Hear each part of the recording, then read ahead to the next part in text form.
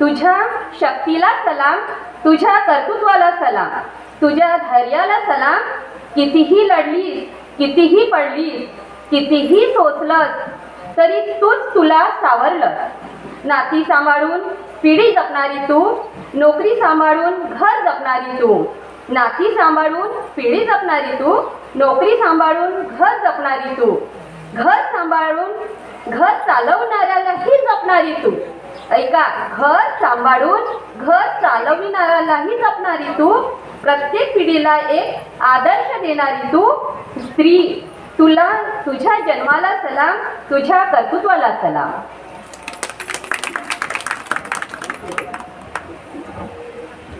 प्रमुख पाहुणे म्हणून आपल्याला लाभलेले माननीय डॉक्टर नितेश रामटेके, अधिव्याख्याते गोविंद प्रभू कला वाणिज्य महाविद्यालय तळोदी यांचा परिचय सर्वांनाच आहे. त्यांचा परिचय इथे करून देण्याची गरज नाही. त्यांच्या कार्यातूनच तुम्हाला सर्वांना माहीत आहे. त्यांना मी इथे प्राचारण करते. त्यांनी आपली इथे मनोगत व्यक्त करावे.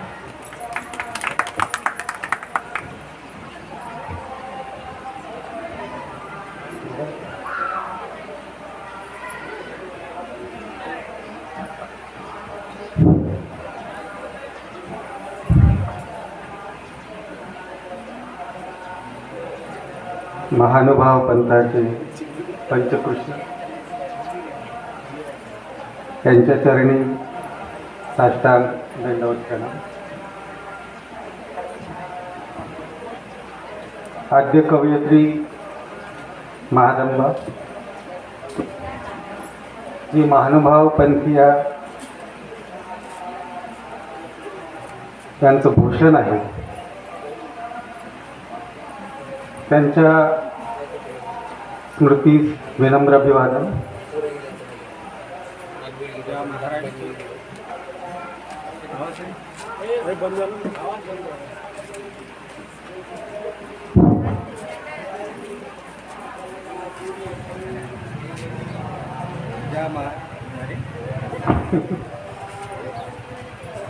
ज्या महाराष्ट्र भूमीतील तळोदी या ठिकाणी हा जागतिक महिला दिनाच्या निमित्ताने आयोजित कार्यक्रम, त्या महाराष्ट्र भूमीतील स्त्रियांना सशक्त करण्यात ज्या मातेचं सर्वोत्तम योगदान आहे, अशी क्रांतिज्योती माता सावित्री यांच्याही कार्यास विनम्र अभिवादन. आजच्या या महिला दिनाच्या निमित्ताने आयोजित या कार्यक्रमाचे सन्माननीय अध्यक्ष, कार्यक्रमाच्या उद्घाटिका ज्यांनी नुकतंच आपले विचार आपल्या सर्वांसमोर या ठिकाणी व्यक्त केले, कार्यक्रमाचे प्रमुख अतिथी आणि ज्या आयोजन समितीद्वारे हा कार्यक्रम या ठिकाणी आयोजित करण्यात आला त्याचे सन्माननीय अध्यक्ष, त्या सर्वांची नावं घेण्यात वेळ न दवडता विचारपीठावरील सर्व मान्यवरांना साष्टांग दंडवत करतो आणि माझ्या अगदी 2 शब्दाला सुरुवात करतो. कुठल्याही कार्यक्रमाच्या अनुषंगाने विचार व्यक्त करण्याची जेव्हा वेळ येते तर काहीतरी वाचून काहीतरी पाहून जाण्याचा साधारणतः पायंडा आहे. पण मी वाचलं असतं तर जास्त बोललो असतो, म्हणून मी न वाचताच आज या कार्यक्रमाला आलो. त्याच्यामुळे अगदी 10 ते 12 मिनिटाच्या वर तुमचा वेळ घेणार नाही. जे काही पटलं तर पटलं तर ठीक, नाही तर आपलं आडनावच रामटेक. ताईंनी एक सुंदरशी कथा सांगितली राजाची, तिथून सुरुवात करतो. 2-3 इव्हेंट 3-3, 4-4 मिनिटात ठेवतो आणि थांबतो. प्रजा आळशी झाली म्हणून राजाने एकदा एक उपक्रम हाती घेतला. फार मोठ्या मौल्यवान मोहरांचं संदूक एका रस्त्यावर ठेवलं आणि रस्त्यावर फार मोठा दगड ठेवला आणि त्या दगडावर लिहिलं की ज्याचे ज्याने शक्य आहे त्याने कुणीतरी हा रस्त्यावरचा दगड बाजूला काढावा. जो जो व्यक्ती त्या रस्त्याने गेला सगळ्यांना असं वाटलं की ही माझी थोडी जबाबदारी आहे आणि म्हणून जो तिथून गेला तो सरळ दगडाला असं ओलांडून पुढे चालत गेला. कुण्यातरी एका कंगालाला असं वाटलं की करायला काय हरकत आहे, आणि म्हणून त्याने तो दगड थोडासा बाजूला सरकवण्याचा प्रयत्न केला तर एक मौल्यवान भंडार त्याच्या हाताला लागलं आणि त्याचं दारिद्र्य कायमचं संपलं. आता हे आपण कशासाठी या ठिकाणी सांगत आहोत, त्याचं कारण असं आहे की ज्या दत्तपंच कमिटीच्या माध्यमातून हा कार्यक्रम या ठिकाणी साकार होत आहे, मला नाही वाटत की यापूर्वी आपण अशा पद्धतीचा जागतिक महिला दिन आयोजित केला. तर हा पहिला प्रयत्न आहे आणि प्रयत्न केले की निश्चितपणे त्या प्रयत्नाला कुठं ना कुठं कळी फुलते, त्याचं फूल बहरते आणि जे काही होते ते नेहमी साफल्य आणि साफल्याला मार्गी जाते. आणि म्हणून हा जो प्रयत्न आहे या प्रयत्नाचं निश्चितपणे कौतुक झालं पाहिजे. दुसरी महत्त्वाची गोष्ट, महिला दिनाच्या निमित्ताने कार्यक्रम आयोजित वेगवेगळ्या स्तरावर होतात. मग ते शाळेमध्ये होतात, महाविद्यालय स्तरावर होतात, कुठल्या तरी महिला मंडळाद्वारे आयोजित केल्या जातात, कुठल्या तरी सामाजिक स्तरावर आणि राजकीय स्तरावर सुद्धा होतात. मग होतात त्याची फलश्रुती काय, जर त्याच्या फलश्रुतीचं चिंतन केलं तर मग आपल्याला असं वाटतं की आपण केलेला प्रयत्न फारच माफक आहे, फारच छोटा आहे. त्याचं कारण असं आहे की अनेकदा महिला दिनाच्या निमित्ताने आयोजित जे कार्यक्रम असतात ते इव्हेंट मॅनेजमेंट सारखे असतात. कुणाला तरी वाटते 8 मार्च येत आहे, काहीतरी केलं पाहिजे, नवी साडी लावली पाहिजे, थोडीशी लिपस्टिक लावली पाहिजे, आणि म्हणून अनेक महिला मंडळं वेगवेगळे इव्हेंट मॅनेजमेंट सारखे कार्यक्रम आयोजित करतात. बळीया येतात, खेळतात, हसतात, गाणे म्हणतात, 2-4 भाषणे ठोकून देतात मोठमोठी महिला सशक्तीकरणाची, आणि मग तो कार्यक्रम संपला की घरी गेला की घरी जे काही 365 दिवसाची दैनंदिनी आहे त्या चौकटीमध्ये स्वतःला बंदिस्त करून टाकतात. आणि म्हणून त्या कार्यक्रमातून फारसं काही जे भांडवल घडायला पाहिजे ते घडताना दिसत नाही. मग या पार्श्वभूमीवर आपण हा कार्यक्रम आयोजित केला, तर मग आपण केला तर त्याचं वेगळेपण सुद्धा असलं पाहिजे. मग हे वेगळेपण आपल्याला जपता येईल का, तर त्या दृष्टिकोनातून पुढल्या 8 मार्चला जो कार्यक्रम आयोजित झाला तर या कार्यक्रमाच्या आयोजनाची यशस्वी झाली असं म्हणायला काय हरकत राहणार नाही. दुसरी महत्त्वाची गोष्ट, अनेकदा आपल्याला हिंदी चित्रपट फार आवडतात बॉलिवूडचे, आणि जुन्या चित्रपटामध्ये एक सीन फार जास्त असायचा की एखादा हिरो असायचा किंवा हिरोईन असायची, आणि मग ती एखाद्या ॲक्सिडेंटमध्ये पडली की तिची याददाश्त झाली, आणि मग याददाश्त गेली की ती डायरेक्ट सीन दाखवायचा दवाखान्यात, आणि दवाखान्यात मग तिचा पहिला प्रश्न डोळे उघडल्याबरोबर मी कोण, मैं कहाँ से आई हूँ. 2 प्रश्न पहिले कोणते, मैं कोण, दुसरा मैं कहाँ से आई हूँ. आणि मग कुतूहलाने तिसरा प्रश्न निर्माण होतो की मला आता काय करायचं. मग महिला दिनाच्या अनुषंगाने सुद्धा तेच 3 प्रश्न महत्त्वाचे. पहिला प्रश्न आहे महिलांसाठी की मी कोण, हे पहिला महत्त्वाचा प्रश्न आहे. दुसरं मी कुठून आली आहे, ते हजारो वर्षाची गुलामीची जी परंपरा आमच्या माथी मारल्या गेली आहे समजलं होते, तिथून आलो आम्ही. मला एकदा समजलं की मी कोण तर स्त्री आहे, दुसरं कोण, कुठून आली आहे तर हजारो वर्षाच्या गुलामीच्या परंपरेतून आलो. मग तिसरा प्रश्न फार महत्त्वाचा आहे की मला कुठं जायचं. तर हे 2 प्रश्न कळले आणि तिसऱ्या प्रश्नाचं उत्तर शोधता आलं तर खऱ्या अर्थाने महिला दिनाला काही महत्त्व आहे.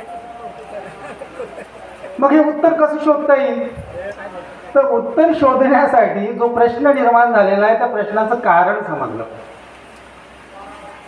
जी काही नवीन आधुनिकता आणि जी परिवर्तनं आपल्याला आज पाहायला भेटतात, जी 50 वर्ष आधीच्या आमच्या घरातल्या बाईच्या अंगावर आम्हाला दिसत नव्हतं, तिच्या चेहऱ्यावर जी दिसत नव्हतं, ते आम्हाला आता अनुभवायला भेटत आहे. म्हणजेच आम्ही स्वतंत्र झालो, मुक्त झालो, अधिकाराच्या बाबतीत समान झालो असा त्याचा बिलकुल मुळीच अर्थ नाही. एक भाषण ऐकत होतो, ठाकरे सर यशवंत मनोहर होते भाषणाला, आणि यशवंत मनोहर म्हणत होते की हे एवढं सहजासहजी जाण्यासारखं नाही आहे. आम्ही आमचे कपडे बदलले, गळ्यातली सोन्याची चैनही बदलली, आमचे घरं बदलले, त्याचे कलर्स बदलले, पण आम्ही आमचे मन मात्र बदलले नाही. आणि म्हणून हे जे काही तामझाम दाम डोल जे काही दिसत असेल ते सगळं असलं तरी त्याच्या पाठीमागे कुठेतरी दडलेली एक मानसिक गुलामी आहे, ज्या गुलामीच्या बंधनाला जुगारून आम्ही मुक्त आणि स्वतंत्र जीवन जगण्यासाठी आजही अक्षम आहोत. म्हणजे सक्षम व्हायच्या. म्हणून तर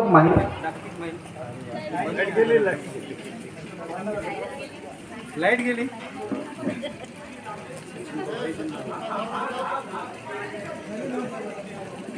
माझा आवाज येत आहे शेवटपर्यंत? हो येत. चला आपण निरंतर राहू.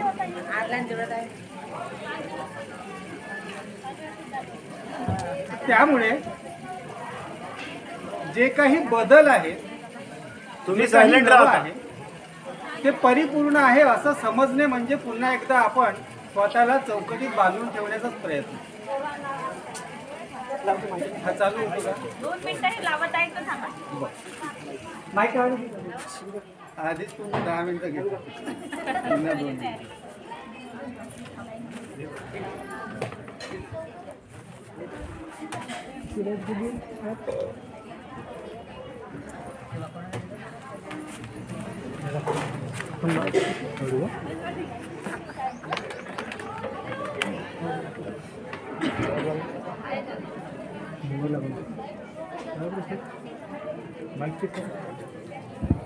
Hello hello okay. तांत्रिक प्रमुख तुषारजी बोला. चला आपले धन्यवाद. चला प्रश्नाकडे येऊ. आपल्या प्रश्न कुठे होता की जो प्रश्न निर्माण झालाय त्याचं कारण काय. तर कारण शोधताना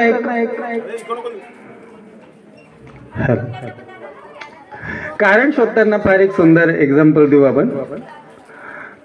खेळाचे वेगवेगळे नियम असतात. खेळ कुठं खेळला जातोय ते महत्वाचं आहे. आणि आमच्या सर्वांचा आवडता किंवा सर्वांना ज्ञात असणारा एक खेळ आहे, त्याचं नाव आहे क्रिकेट. मग क्रिकेट आम्ही टी व्हीवर जो पाहतो 50 ओव्हरचं, 20 ओव्हरचं, 10 ओव्हरचं सुद्धा, त्या प्रत्येक गेमाचे नियम अलग आहे. खेळ कोणता आहे? एकच आहे, त्याचं नाव आहे क्रिकेट. मग एक क्रिकेट आपण जिथं बसलो इथंही कुणीतरी कधी काळी खेळले असतील या जागेवर. त्याला आपण कोणतं क्रिकेट म्हणतो? गल्ली क्रिकेट. आणि जे गल्ली क्रिकेट खेळल्या जाते त्याचे नियम वेगळे असतात. ते टी व्हीवरच्या क्रिकेट सारखे राहत नाही. म्हणजे ते पोरगी उभी आहे तिथपर्यंत गेला म्हणजे चौका, त्या खंब्याला जर बॉल लागला तर 6, याच्या पलीकडे बॉल पडला तर कॅच नाही झाला तरी आउट. आपले नियम राहतात आणि आपल्या नियमानुसार आपण क्रिकेट खेळतो. मग आमचे जे प्रश्न आहेत त्याचं कारणही या अशा पद्धतीच्याच नियमामध्ये आहे कुठेतरी. ज्या समाज व्यवस्थेमध्ये आपण जगत आहोत त्या समाज व्यवस्थेत सुद्धा असे काही नियम तयार करण्यात आले. आणि त्या नियमामध्ये सर्वात जास्त आणि जाचक बंधनं जर कुठल्या वर्गावर लादल्या गेल्या असतील तर त्याच्यामध्ये 2 वर्ग आहेत. एक आहे स्त्री आणि दुसरा आहे दलित.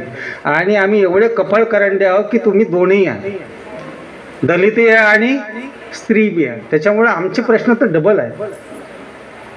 ज्या चातुर्वर्ण व्यवस्थेत सर्वात जास्त बंधने या खेळामध्ये समाजातल्या लादण्यात आली त्याचे सर्वात उपेक्षित घटक आहोत आपण.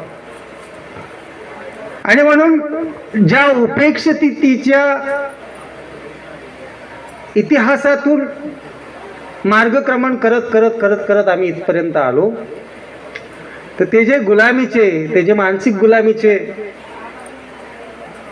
ज्या स्मृती, जे व्रण आमच्या आयुष्यावर आजही चिकटून आहेत, त्यातून मुक्त होण्याचा हा दिवस आहे. आणि म्हणून घडणारी घटना छोटी आहे मोठी आहे हा भाग वेगळा आहे. इथे उपस्थित किती लोक असतील? जास्तीत जास्त 100, 125, 110, 190 किंवा 90. पण घडणाऱ्या प्रत्येक घटनेचं प्रतिबिंब मात्र घडत असते. तलावामध्ये तुम्ही एवढा दगड टाका तरी लहर होते, एवढूसा दगड टाका तरी लहर होते. आणि म्हणून बघा 1975ला पहिली जागतिक महिला परिषद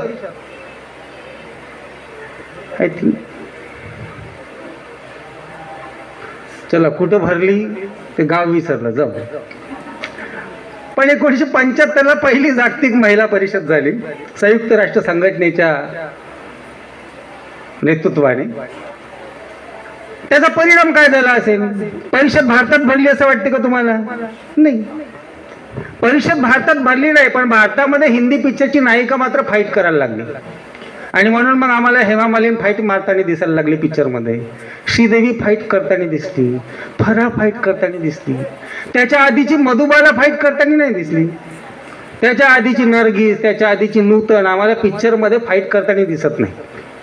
मग 1975-80च्या दशकानंतरच्या नायिका आम्हाला पिक्चरमध्ये गुंड्याशी फाईट करताना का दिसतात? तर त्याचं कारण जेव्हा तुम्ही शोधाल तर तुम्हाला लक्षात येईल की तिकडे हजारो किलोमीटर कुठेतरी जागतिक महिला परिषद भरली आणि त्याचे जे वारे व्हायला लागले ते इथपर्यंत येऊन पोहोचले. आणि म्हणून घडणारी घटना ही छोटी आहे मोठी आहे हा महत्वाचा प्रश्न नाहीये, त्याच्या लहरा कुठपर्यंत जातात ते महत्वाचं आहे. तर हे सगळे प्रश्न आहेत आणि या प्रश्नाच्या बाहेर निघायचं आहे. मग हे प्रश्न काय आहे तर त्याच्याकरिता एक कायदा बनवण्यात आला ज्याला आपण गल्ली क्रिकेटमधले नियम मानलं आणि त्या कायद्याचंच नाव आहे मनुस्मृती.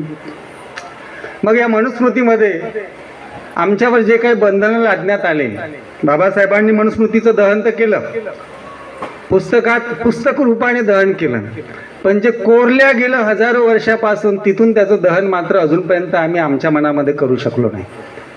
आणि म्हणून त्याला वेगवेगळी नावं, गोंडस नावं, हा आपला परिघ आहे, हा आपला संसार आहे, संसार म्हणण्यापेक्षा हा आपला संस्कार आहे, आणि त्याच्याशी चिकटत त्यालाच आपण चांगलं म्हणायला लागलो.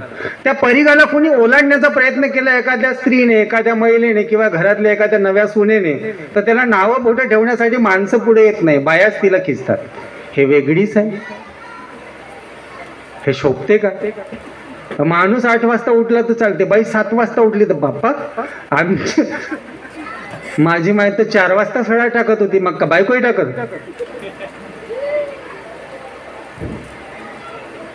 किती दिवस? ऍक्च्युली जेव्हा आपण भाषण देतो तर घरामध्ये त्याचं चित्र आपल्याला दिसलं सुद्धा पाहिजे. माझी बायको मागच बसली, मी रोजच घरी बेड हातरतो, माझाही हातरतो तिचाही हातरतो, आणि सकाळी ती माझा टिफिन बनवण्यासाठी स्वयंपाकात राहते तर मी सकाळी बेड उचलतो सुद्धा. 5 मिनिटं एक्स्ट्रा उरले तर मी घराला झाडू बी मारतो, तिच्या समोरच सांगत. महिला स्वातंत्र्याच्या चर्चा करायच्या तर त्या दिसल्या बी पाहिजे. आपल्या घरात त्या स्त्रीला अनुभवता सुद्धा आल्या पाहिजे आणि म्हणून त्या दिशेने प्रयत्न झाला पाहिजे. ही जी गुलामीची जी बंधनं आहेत, ज्या मनुस्मृतीपर्यंत आपण होतो तिचं दहन झालं, पण मनातून आम्ही तिला अजूनही कायमचं हद्दपार केला नाही. तर तिला हद्दपार करण्याचा प्रयत्न डॉक्टर बाबासाहेब आंबेडकरांच्या अनुषंगाने 26 जानेवारी 1950ला जेव्हा या देशामध्ये संविधान लागू झालं त्या संविधान रूपाने त्यांनी प्रयत्न केला. मग आम्ही संविधानाचं कवरही नाही पाहिलं. महिला अधिकाराची चर्चा करायची आहे, महिलेला पुरुषाच्या बरोबरीने समतेची चर्चा करायची आहे, आणि त्याचा जो मार्ग जिथून दाखवला गेलेला आहे त्या धर्मग्रंथाचं साधं पुस्तक सुद्धा आम्ही पाहिलं नाही, त्याचं कव्हरच नाही पाहिलं तर अंदरचं पेज उलगडून पाहण्याचा प्रश्न फार अलिदा आहे. आणि म्हणून जिथून ही सनद आहे त्या सनदेपर्यंत आम्हाला पोहोचता आलं पाहिजे, त्या दिशेने किमान येणाऱ्या पिढीला आम्हाला संस्कारित करता आलं पाहिजे. एक शेवटची गोष्ट, 2 मिनिटं लागतील, 2 मिनिटांमध्ये कन्क्लूड करू, जास्त बोलण्यात काही अर्थ नाही. अच्छा, यायची मी 10वीला असताना आम्हाला एक निबंध आला आणि निबंधाचं नाव होतं इंग्रजीमध्ये Rome is not built in a day. असं, रोम हे जगातील सर्वात सुंदर शहर आहे आणि ते एका दिवसात कधीच निर्माण होत नाही. जगातलं सर्वात सुंदर शहर एका दिवसात निर्माण होऊ शकते का? बरीच मोठी परंपरा लागते, मोठा प्रयत्न लागतो. तर त्या रोमची घटना आहे. अनेकदा अनेक मोठमोठी मान्यवर भाषणं देत असताना साधारणतः त्याचा दाखला देत असतात. मला वाटलं की या अनुषंगाने थोडंसं ठेवता आलं पाहिजे 2 मिनिटासाठी. काय सांगितलं जाते की न्यूरो नावाचा त्याचा शासक होता रोम शहराचा, आणि त्याला संगीताचं फार वेळ. ते एक वेळ अशी आली की रोम शहर जळायला लागलं, जळता जळता एवढं जळायला लागलं, आणि त्या शहराचा जो प्रमुख आहे, हेड, त्याचं नाव आहे न्यूरो. तो काय वाजवत आहे? न्यूडल्स वाजवत आहे, संगीत वाजवत आहे. एवढा संगीताचा वेळ आहे तो घरात बसून मस्त म्युझिकचा आनंद घेत आहे आणि शहर मात्र जळत आहे.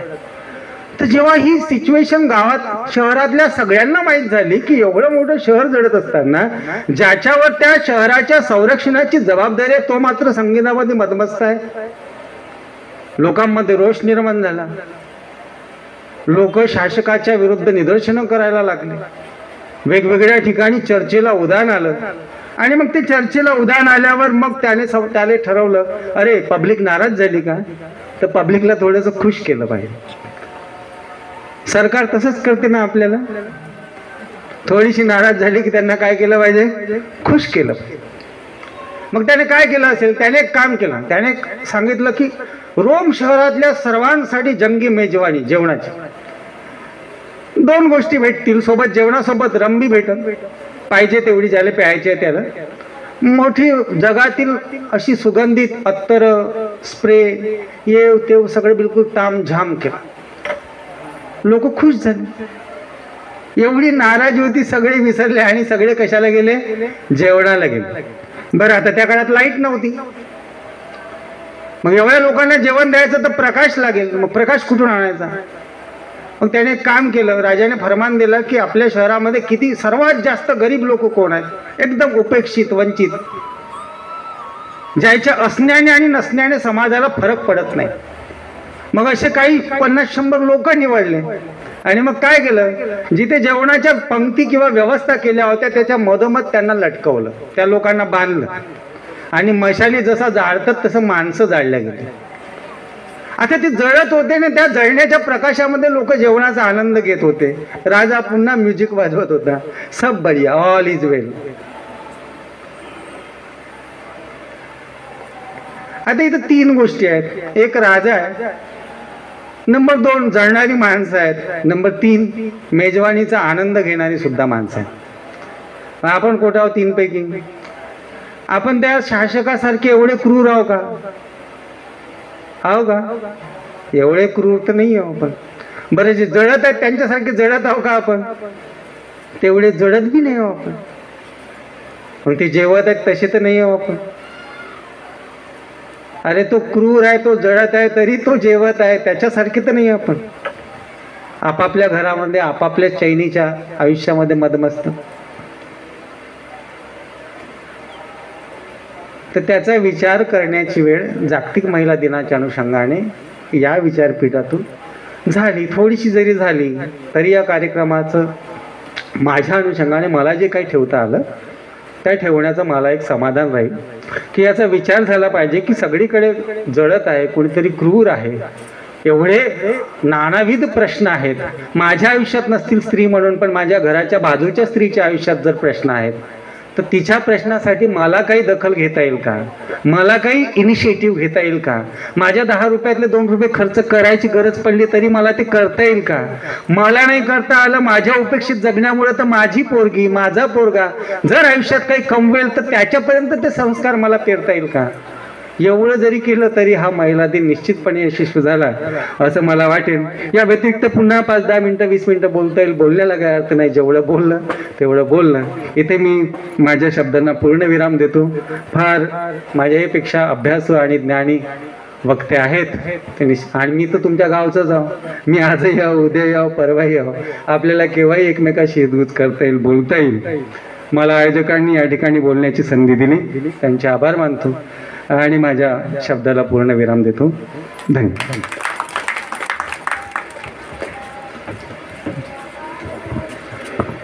धन्यवाद सर. आमच्या महिलांची अशी एका बैलासारखी परिस्थिती आहे.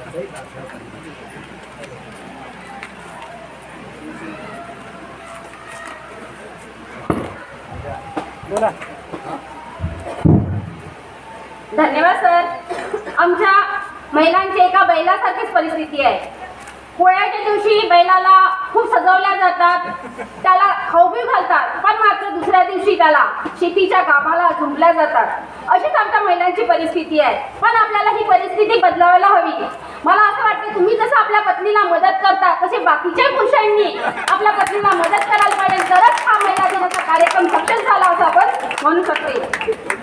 तर आता आजच्या कार्यक्रमाचे प्रमुख अतिथी म्हणून माननीय प्राध्यापक भारत भूषण शास्त्री हे आपले विचार व्यक्त करतील. त्यापूर्वी माझ्या सहाय्यकारी त्यांचा परिचय करून देतील असं मी त्यांना विनंती करते.